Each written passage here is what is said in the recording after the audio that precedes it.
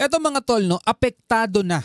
No, apektado na mga tol yung huli ng ating mga mangingisda o yung nakukuha nating isda dito sa West Philippine Sea dahil sa patuloy na pangharas ng China, no, sa mga mangingisda, sa BFAR, yung mga pagtutok, pagbuntot ng mga barko nila mga tol. Apektado na yung ating mga isda, apektado na yung mga nahuhuli nating isda.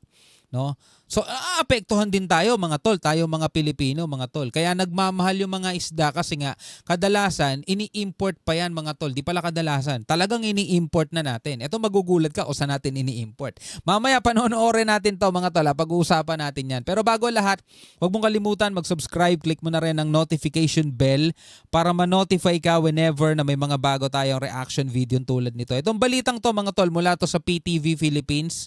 Yan, pagtutok at pagbuntot daw mga tol ng mga barko ng China, nakakaapekto na daw yan sa mga mangingisda no, sa West Philippine Sea. At malalaman natin yung buong kwentong yan dito sa balitang to. Panoorin na natin mga tol. Nakakaapekto ang pagtutok ng laser at pagbuntot ng barkong pandigma ng China sa mga mangingisda. Ito'y nang bumaba ang huli ng isda sa West Philippine Sea. Bumaba ang huli ng isda mga tol sa West Philippine Sea. Alam naman natin yung supply ng law of demand mga tol, di ba? Supply. Alam naman natin yung law of supply and demand. Diba? Alam natin yan mga tol. Pag mas maraming demand, mas mababa supply, nagmamahal yung ating mga bilihin mga tol. Diba? Paano yan pag mababa? Ibig sabihin, mababa ang supply. Syempre mga tol, mataas ang demand. Diba? Sa unang 6 na buwan, ayon sa Philippine Statistics Authority, yan ang ulat ni Clazel Pardilla.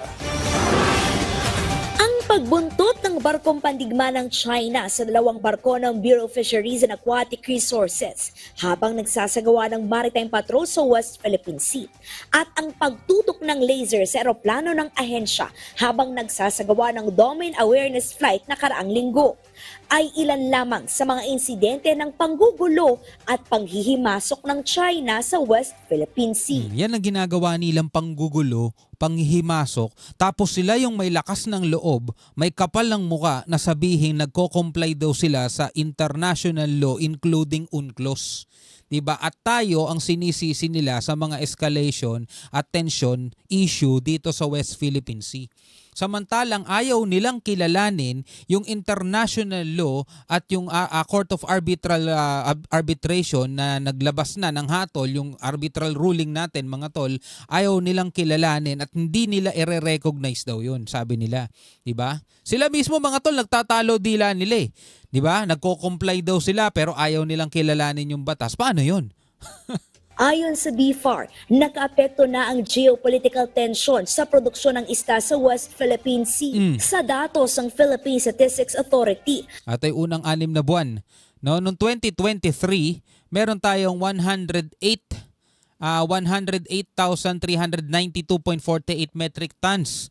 No, ngayon naging 101. So nabawasan siya ng nasa around 700. 7,000 pala. Bumaba sa 101,000 metric tons ang nahuling isda sa West Philippine Sea sa unang 6 na buwan ng 2024. Halos 7,000 metriko toneladang mas maliit. Biruin mo, no? 7,000 metric tons ang nabawas. Kumpara sa 108,392 metric tons na karaang taon parehong panahon. Geopolitical situation, which we can say na that's one of the reasons. Meron din mga ibang rason like yung pagtaas ng fuel, pati rin tong El Nino na dumaan na kung saan naka-apekto dun sa migration pattern ng mga isda. So we don't intend to actually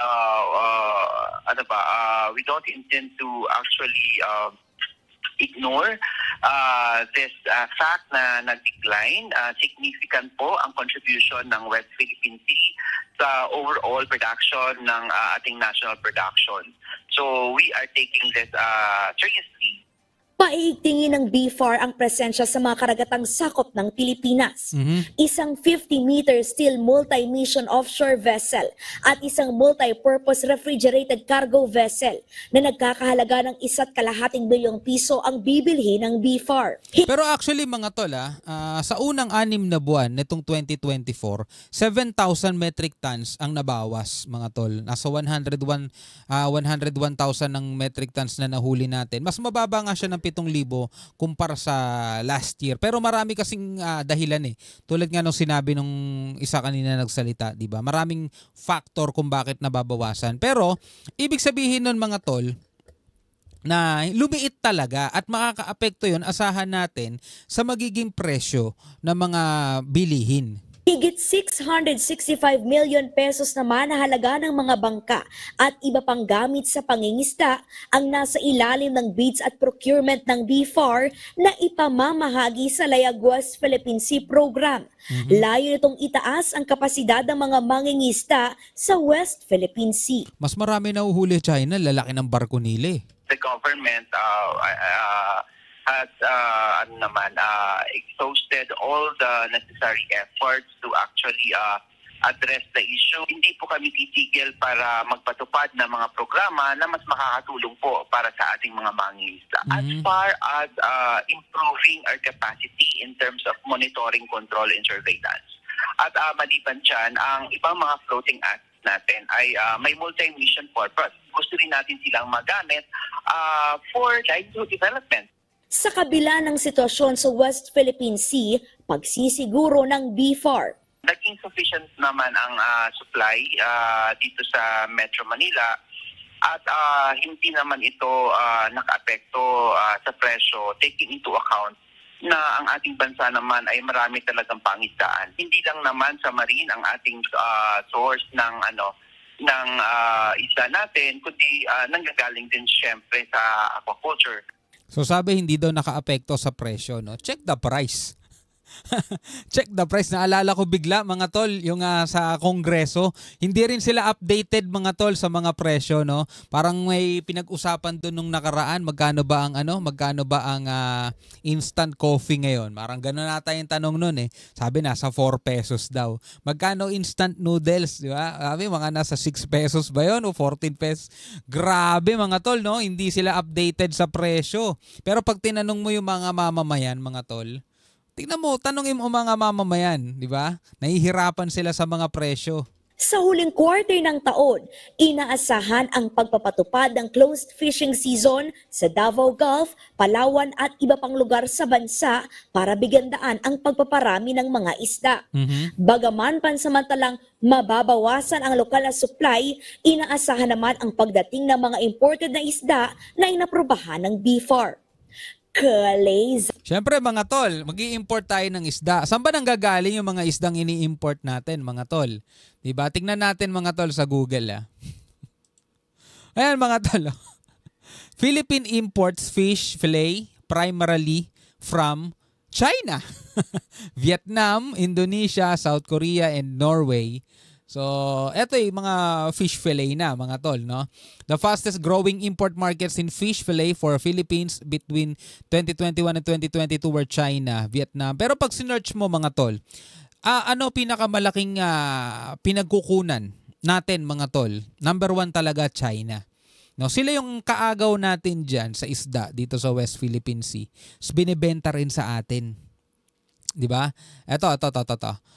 Where does Philippines import from most? Yung pinag-i-importan natin. Siguro in general na lahat ng mga bagay, no. People's Republic of China had the highest import value. The People's Republic of China was the country's largest supplier of imported goods valued at 3.8 billion or 27.7% of the country's total imports in July 2024 mga tol. Dito sa West Philippine Sea, nakakatawa mga tol, no? Meron tayong sariling karagatan, exclusive economic zone. Tapos huhulihin ng China yung mga isda, tapos ibebenta rin sa atin mga tol, di ba? Nakakatawa, di ba? Anyway, bilang isang Pilipino, ano masasabi mo dyan? Comment ka na lamang sa baba. Hanggang sa muli, ako nga pala si Shobaldi. Peace out.